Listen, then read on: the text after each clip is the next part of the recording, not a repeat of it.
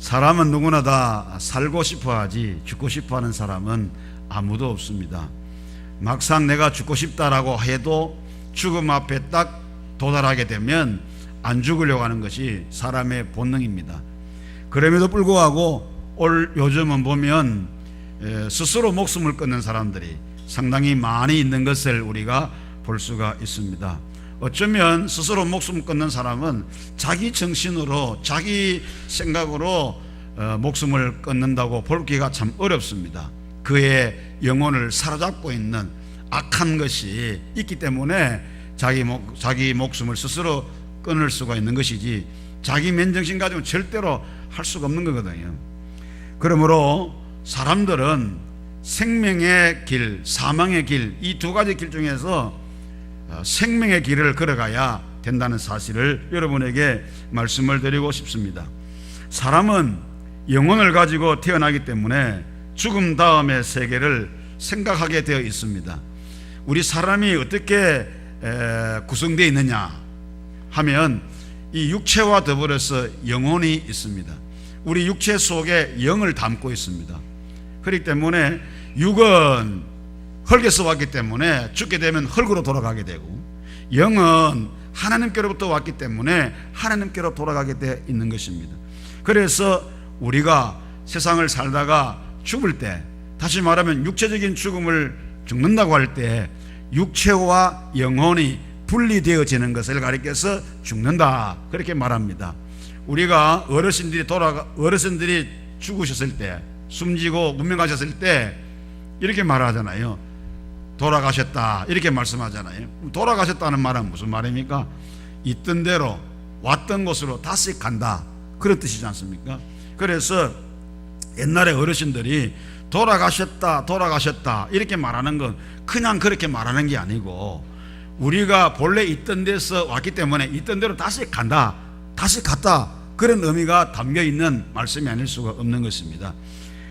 그래서 사람들은 이 영혼과 육신으로 창조되어지기 때문에 육적인 것도 생각할 수가 있지만 영적인 것도 반드시 생각하게 되어 있다라고 하는 것입니다.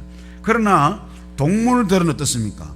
동물들은 영혼이 없기 때문에 천국이나 지옥이나 이런 것을 전혀 걱정하지 않는 것입니다. 자기 영적인 문제를 걱정할 수가 없는 것입니다. 그렇기 때문에 동물들은 죽으면 그만이지만은, 그런 사람은 육체만 있는 게 아니라 영까지 있기 때문에 사람이 죽으면 그만이다, 절대로 그렇게 말할 수가 없는 것입니다. 성경에 보면 이렇게 말합니다. 한 번 죽는 것은 사람에게 정하신 것이고 그 후에는 심판이 있다, 이렇게 말씀했어요. 반드시 사람이 죽으면 그 다음에는 뭐가 있느냐? 심판이 있습니다. 그래서 예수 믿는 사람은 죽고 난 다음에 하나님 앞에서 심판을 받을 때 무슨 심판이냐면 상급 심판을 받게 되고, 예수 안 믿는 사람들은 하나님 앞에 설 때에 상급 심판이 아니라 형벌에 대한 심판을 받게 되어 있는 것입니다. 그렇기 때문에 우리 성도들, 우리 모든 사람들은 내 영적인 문제, 육적인 문제만 생각하지 말고 영적인 문제를 여러분들이 생각해야 되는 것입니다. 그래서 여러분의 친지나 여러분의 이웃이나 여러분의 친구들이 오늘 교회 가자, 교회 가서 말씀 듣자, 한 번만 가보자라고 간절하게 애원하고 선물까지 주면서 가자고 하는 이유가 뭐냐면, 여러분들이 이 세상을 떠나갔을 때에 육체적인 죽음을 맞이했을 때에 우리가 우리 영이 하나님 나라에 가서 영원한 천국에 가서 영원한 삶을 살아야 되는데 지옥으로 떨어진다든지 멸망당하면 안 되지 않습니까? 사망의 길에 떨어지면 안 되지 않습니까? 그렇기 때문에 여러분의 친구들, 이웃들, 친지들, 가족들이 여러분들을 교회 가자고, 예수 믿자고 그렇게 간절하게 선물까지 주면서 그렇게 여러분들을 권하고 고면하는 것입니다. 그런데 영혼을 가진 인생들이 영혼의 문제를 심각하게 생각하지 않는 것이 문제라는 것입니다. 오늘날 세상 사람들이 세상을 살아갈 때에 육적인 문제에는 매달려 가지고 열심히 그렇게 살아가는데, 그러면서 이 영적인 문제에 대해서는 심각하게 생각을 하지 않는 것이라는 것입니다. 왜 그렇겠습니까? 아마도 보이는 것이 육신이니까.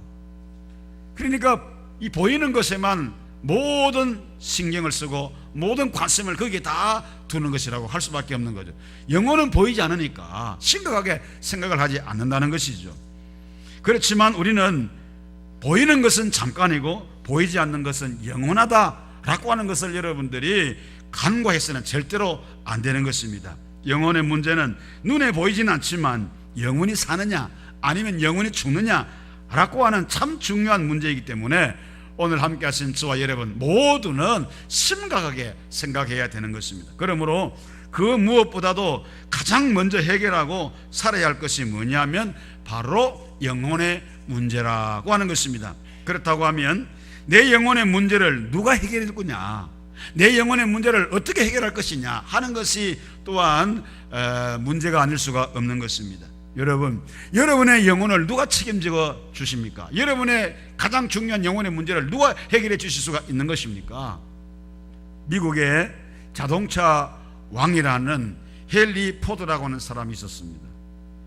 미국의 포드 자동차 회사의 창업자인데 처음에 이 사람이 자동차 회사를 설립할 때는 조그맣게 시작했습니다. 이 헨리 포드가 설립한 자동차 공장에 큰 발전기가 한 대 있어요. 그런데 어느 날 갑자기 이 발전기가 고장을 일으켜 가지고 스톱해 버렸습니다. 발전기가 스톱해 버리니까 전기가 가동이 안 되니 공장을 돌릴 수가 없는 거잖아요. 그래서 이 분야의 기술자들을 다 불러가지고 총동원해 가지고 고장난 발전기를 고쳐보려고 했지만 모두 다 실패했어요. 고칠 수가 없어요. 그들은 한결같이 고장난 부분이 어디인지 알 수 없다는 것입니다. 어디가 고장났는지를 못 찾겠다는 것입니다. 기기가 돌아가지 않음으로써 제품 생산이 올스톱 되었을 때 포드는 발을 동동 구르지 않을 수가 없어요. 왜냐하면 제품 납품일이 불과 며칠 안 남았기 때문입니다. 발전기가 고장난 지 3일째 되던 날, 당시에 전기 분야에 있어서 최고의 기술자로 알려져 있던 찰스 스타인메츠라고 하는 사람이 이 공장에 불려왔습니다. 많은 사람들이 이 스타인메츠가 어떻게 그 기계를 고치는가를 보기 위해서 발전기 주위로 몰려들었습니다. 이 스타인메츠는 발전기 앞에 서더니 자기가 가지고 온 망치 있잖아요. 이 망치를 가지고 발전기 이곳저곳을 막 툭툭 두드려 보기 시작합니다. 여기도 두드려 보고 저기도 두드려 보고 막에 툭툭 두드려 봅니다. 그런데 신기하게도 이 발전기는 윙 하면서 돌아가는 겁니다. 몇 번 두드려 보더니 한번 가동해 보세요 하니까 신기하게도 발전기가 윙 하면서 가동이 되기 시작하는 거예요. 며칠 지난 후에 이 헨리 포드는 스타인메츠로부터 수리비 청구서를 받게 됩니다. 그런데 청구서의 수리비 금액이 얼마냐 하면 우리나라 돈으로 1천만 원이에요. 1천만 원. 1천만 원 수리비를 청구해 왔어요. 깜짝 놀란 이 포드는 스타인메츠 씨, 당신이 잠시 동안 발전기를 두드리며 일한 것에 비해서 요구한 수리비가 너무 비싸다고 생각합니다. 이러면서 그 이유서를 동봉해 가지고 청구서를 스타인메츠에게 다시 반송했습니다. 얼마 후에 스타인메츠로부터 다시 답신이 왔습니다. 그런데 이번에는 요구 금액 명세가 자세하게 적혀 있어요.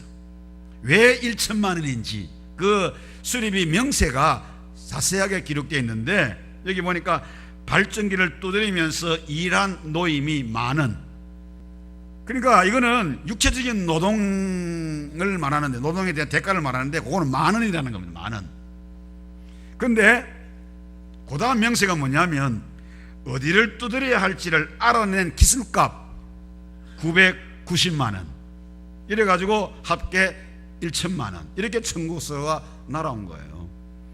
이걸 받아본 포드는 꼼짝없이 수리비 1천만 원을 지불했습니다.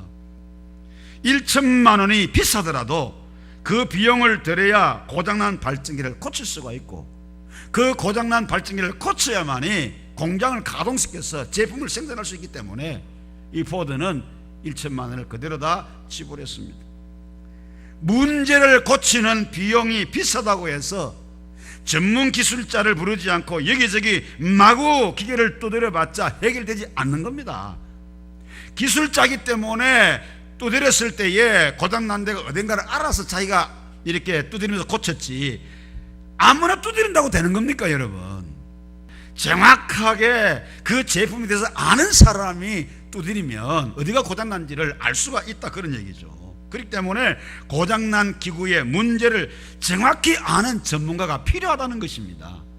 제가 여러분들에게 무엇을 말씀하려고 하는가 하면, 마찬가지로 우리 영혼의 문제를 해결함에 있어서도 아주 정확한 전문가가 필요하다는 겁니다. 내 인생의 전문가가 누구냐 하는 사실 바로 알고서 그분에게 내 영혼의 문제를 부탁하고, 그분에게 수리를 부탁하고, 그분에게 치료를 부탁하고 해야지, 그냥 아무데나 가가지고 고쳐달라고 아무데나 가서 두드리고 하면 되겠습니까? 헛수고만 하는 거예요. 우리 영혼의 문제의 가장 전문가가 누구입니까? 바로 하나님이라는 사실이죠. 왜요? 왜 하나님이 우리 인생의, 우리 영혼의 가장 전문가이십니까? 어째서 그분이 우리의 영혼의 전문가입니까? 하나님께서 우리를 선수 만드셨기 때문에, 하나님께서 우리 인간을 선수 창조하셨기 때문에 그렇습니다. 자기가 만든 제품은 자기만이 알 수가 있는 겁니다. 다른 사람 알 수 없어요. 같은 종류의 제품이라도 이 회사가 다르면, 제작된 회사가 다르면 어떤 이런 포괄적인 기술은 있다 할지라도 세부나 들어가면은 자기 자사 제품 아니면은 잘 못 고칩니다. 이 서비스 하는 사람도. 그렇기 때문에 내가 어떤 회사의 제품을 구입해서 AS를 받으려고 하면 그 회사 서비스 센터에다가 연락해 가지고 수리해야지, 다른 회사 서비스 센터 연락하게 되면 쉬운 거는 기본적인 건 할 수 있지만 세부나 들어가면은 못 고친다는 거예요. 사람은요, 하나님이 만드셨어요. 하나님이 창조하셨어요. 그런데 세상 사람들은 사람이 어떻게 생겨났냐 할 때니까 원숭이가 진화되어 가지고 사람이 됐다고 그래요. 그러면 우리 조상이가 원숭이입니까? 예? 사람의 조상이 원숭이입니까? 그것을 학교에서도 그렇게 가르친다 이 말이에요. 답답한 일이 아닐 수가 없어요. 사람은 하나님이 창조하셨어요. 할렐루야. 하나님이 창조하셨어요. 하나님께서 손수 흙으로 사람을 빚으시고 코에다가 생기를 부르니까 생명이 됐다 그랬어요. 그래서 우리 육체는 흙에서 왔기 때문에 죽게 되면 흙으로 돌아가고, 영은 하나님께로부터 왔기 때문에 하나님께로 가는데, 예수 믿는 사람들은 하나님의 나라로 들어가지만 그렇지 않은 사람은 영원한 멸망에 처할 수밖에 없다라는 것입니다. 그렇기 때문에 하나님만이 우리의 모두의 문제들을 정확히 아시고 바르게 해결할 수가 있다는 사실을 오늘 저와 여러분들은 기억해야 되고 깨달아야 합니다. 여러분의 가장 중요한 영혼의 문제가 무엇입니까? 그것은 바로 내 인생의 가장 중요한 근본적인 문제인데, 그것은 바로 죄라고 하는 것이고 죽음이라고 하는 것입니다. 이 죄와 죽음의 문제가 우리 인생에서 가장 중요한 문제입니다. 여러분, 이 문제가 해결되지 않으면 여러분이 이 땅에서 살다가 죽으면 그것으로 끝나버리는 게 아니라 지옥으로 떨어지는 영원한 형벌 속에 들어간다는 거예요. 여기저기. 그렇기 때문에 아무데나 막 두드리면 절대로 안 되는 겁니다. 여러분, 우리를 만드신 그분이 나를 가장 잘 알고 그분이 나를 가장 잘 아시기 때문에 그분에게 내 인생의 문제를 맡기고, 그분이 치유해 주시도록, 그분이 치료해 주시도록, 그분이 완성시켜 주시도록 우리가 그분에게 내 인생을 맡겨야 되는데, 세상 사람들은 그렇지 않더라고요. 아무데나 막 두드리는 거예요. 어떤 사람은 물질에다가 막 두드리기 시작합니다. 어떤 사람은 지식에다가 막 두드리기 시작합니다. 어떤 사람은 명예에다가 막 두드리기 시작합니다. 어떤 사람은 종교에다가 막 두드리기 시작합니다. 여기도 두드려보고 저기도 두드려보고 이쪽에도 두드려보고 저쪽에도 두드려보고. 그런데 해결이 안 되는 겁니다. 해결이 안 돼요. 헛될 뿐이고 더 심하게 고생만 할 수밖에 없다라고 하는 사실입니다. 성경은 영혼의 문제, 우리 인생의 아주 중요한 문제, 근본적인 문제를 아주 정확하게, 아주 확실하게 해결하는 방법을 제시하고 있습니다. 오늘 본문 말씀에 6절 말씀에 주님이 이렇게 말씀하셨습니다. 내가 곧 길이요 진리요 생명이니 나로 말미암지 않고는 아버지께로 올 자가 없느니라 그랬어요. 예수님이 길이라고 말씀했습니다. 무슨 길입니까? 생명의 길이라고 말씀했습니다. 사는 길이라고 말씀했습니다. 그렇기 때문에 우리가 세상에 살아갈 동안에 어떤 사람을 만나더라도 예수 못 만나면 그 사람의 삶은 불행한 삶이라고 할 수밖에 없습니다. 감히 제가 말씀드립니다, 여러분. 그렇기 때문에 오늘 저와 여러분들은 진짜 예수 만나서 예수님을 통해서 하나님을 만날 때에 우리 인생은 달라지고 변화되고 새로워지고 행복한 인생을 살아갈 수가 있는 것입니다. 요한복음 11장 25절로 26절에 보니까 주님이 또 이렇게 말씀했습니다. 예수께서 이르시되 나는 부활이요 생명이니 나를 믿는 자는 죽어도 살겠고 무릇 살아서 나를 믿는 자는 영원히 죽지 아니하리라 이렇게 말씀했어요. 함께 하신 저와 여러분들, 부활이요 생명이신 주님을 영접해서 그 주님을 통하여 하나님 만나서 영원히 죽지 않는 삶을 누리는 축복의 성도들이 되시기를 축원합니다. 사도행전 4장 12절 말씀에도 이렇게 말합니다. 다른 이로서는 구원을 받을 수 없나니 천하 사람 중에 구원받을 만한 다른 이름을 우리에게 주신 일이 없음이라 이렇게 말씀했어요. 예수 그리스도 외에는 우리 인생을 구원할 만한 다른 이름, 다른 사람 없다라고 분명히 확실하게 말씀하고 있습니다. 여러분, 돈으로 생명을 살 수 있다고 하는 사람 많아요. 그런데 돈으로 생명 살 수가 없어요. 돈으로 육신의 생명도 살 수 없지만 영원한 생명도 살 수가 없어요. 돈이 많으면 잠시 내 생명을 조금 연장을 시킬 수 있을는지는 모르지만 그 생명을 살릴 수 없어요. 살 수 없어요. 영원한 생명도 살 수가 없어요, 돈으로.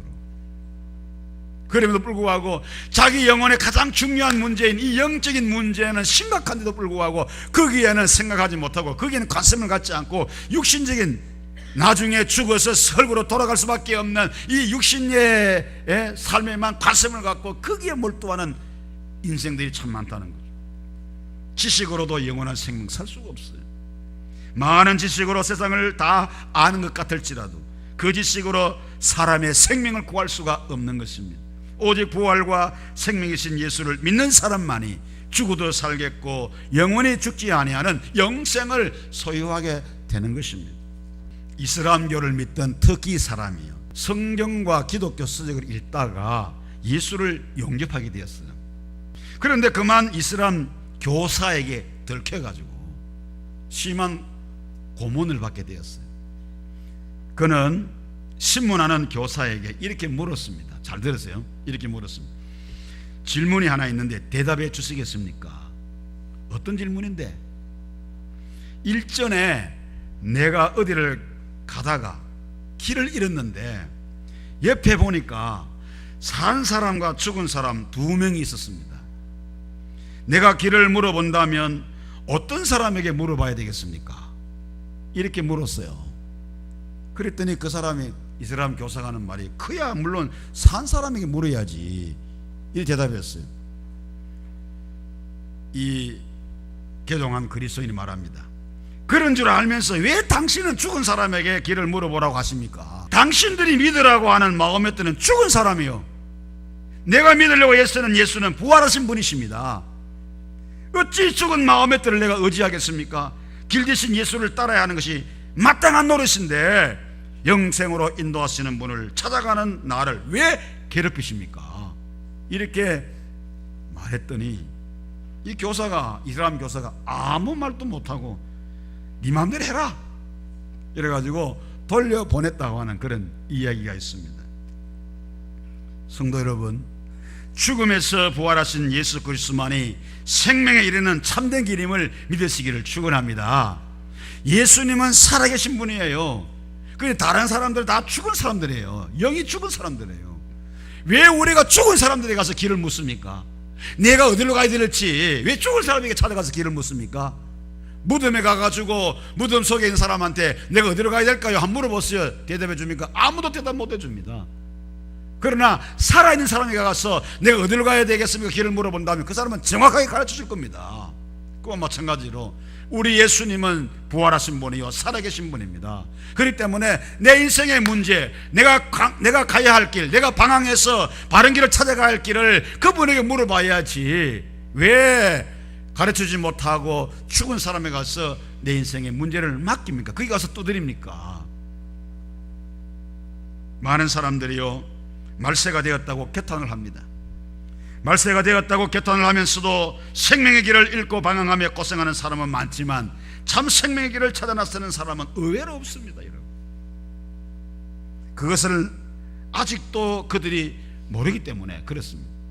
그들은 방향 자체가 잘못되었다고 생각하지 않고 자기들이 가는 길이 잘못되었다고, 방향이 잘못됐다고 생각하지 않고 자신들이 가고 있는 돈의 길, 쾌락의 길, 물질의 길, 명예의 길, 지식의 길을 조금만 더 가면 진정한 행복이 있을 것이라고 착각하고 있기 때문에 그렇습니다. 세상에서는 그 어느 길로도 생명에 이르지 못한다는 사실입니다. 내가 길이라고 말씀하신 예수님을 따라갈 때, 내가 길이라고 말씀하신 그 예수님을 따라갈 때 참 생명을 얻게 된다는 사실을 믿으시기를 축원합니다. 이 얘기 하나 하고 마치겠습니다. 인도에 파송된 선교사가 매일 아침에 일찍 일어나서 기도를 했어요. 그런데 하루는 새벽 3시에 일어나 가지고 인도 한 사람을 데리고 들로 나가자 했어요. 그래 가지고 인도 한 사람 데리고 들에 가서 기도하러 갔어요. 들에서 기도하기로 갔어요. 그날 새벽은 구름까지 덮여 있었기 때문에 몹시도 캄캄했습니다. 달도 없고 해서 캄캄했는데 또 이 앞서가던 인도 사람은 검은 옷을 입었기 때문에 한밤중에 달도 없고 캄캄한데 검은 옷을 입기 때문에 사람이 잘 안 보여요. 그 사람이 이제 안내해서 가는데 이 사람은 따라가는데 한참 가다 보니까 인도 사람을 볼 수가 없어요. 그리고 길을 잃어버렸어요. 그래가지고 이 선교사가 크게 소리를 질렀습니다. 뭐라고 소리 질렀냐면 어디가 길입니까? 하고 물었어요. 어디가 길입니까? 하고 소리 질렀어요. 그랬더니 앞서가던 인도 사람이 말하기를 여기는 길이 없습니다. 나를 따라오십시오. 내가 곧 길입니다. 이렇게 말하더라는 거예요. 내가 곧 길입니다. 이렇게 말하더라는 거예요. 주님 말씀하시기를 내가 곧 길이요 진리요 생명이니 나로 말미암지 않고는 아버지께로 올 자가 없느니라. 예수님이 우리 인생의 참된 길이심을 여러분들은 확신하시고 그 주님을 따라갈 수 있기를 축원합니다. 캄캄한 세상에서 생명의 길은 오직 예수님밖에 없습니다. 그 외에 다른 길은 생명에 이르게 하는 길이 아닙니다. 예수 그리스도를 따라가는 길만이 생명에 이르게 하는 길이라는 사실을 확신하시고 부활의 주님을 믿어서 영생의 축복을 영원히 누릴 수 있는 저와 여러분 모두가 될 수 있기를 주님의 이름으로 축원합니다.